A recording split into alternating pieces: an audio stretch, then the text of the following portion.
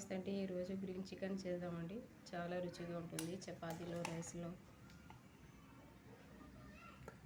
Taste చాలా బాగుంటుందండి.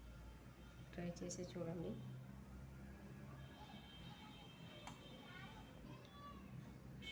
ఎలా చేయాలో చూపిస్తానండి. ప్రాసెస్లో వెళ్ళిపోదాం. ధాబా స్టైల్లో గ్రీన్ చికెన్ చేసుకుందామండి. Chicken, onion, whole garam masala, వెల్లుల్లి, కొత్తిమీర, గ్రీన్ చిల్లీ అండి. ప్రాసెస్లో వెళ్ళిపోదామండి.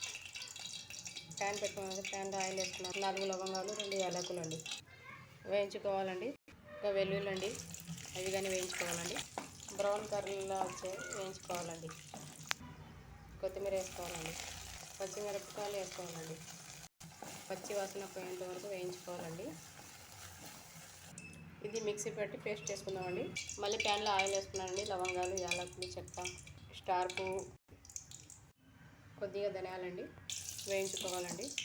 పెట్టుకున్న ఉల్లిగడ్డ అండి బాగా వేయించుకోవాలండి. బ్రౌన్ కలర్ వచ్చే వరకు. చికెన్ వేస్తున్నానండి. కలుపుకోవాలండి. కలిపానండి. చికెన్లో వాటర్ వచ్చే వరకు మేము పేస్ట్ చేసుకుందామండి.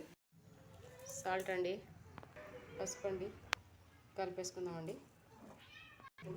అల్లం వెల్లుల్లి పేస్ట్ అండి. చికెన్ బాగా వేయించిన తర్వాత 2 స్పూన్ పెరుగండి కలిపేసుకుందామండి. మేము చేసుకున్న పేస్ట్ కానీ వేసుకుందామండి.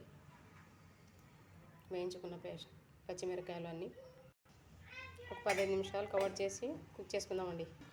10 నిమిషాలు అయిందండి. గరం మసాలా, జీరా పౌడర్ అండి మిక్స్ చేసుకుందాం. నేను వాటర్ వేయలేదండి, చికెన్లో ఉన్న వాటర్ అండి. మీకు ఏమన్నా కావాలంటే వేసుకోవచ్చండి.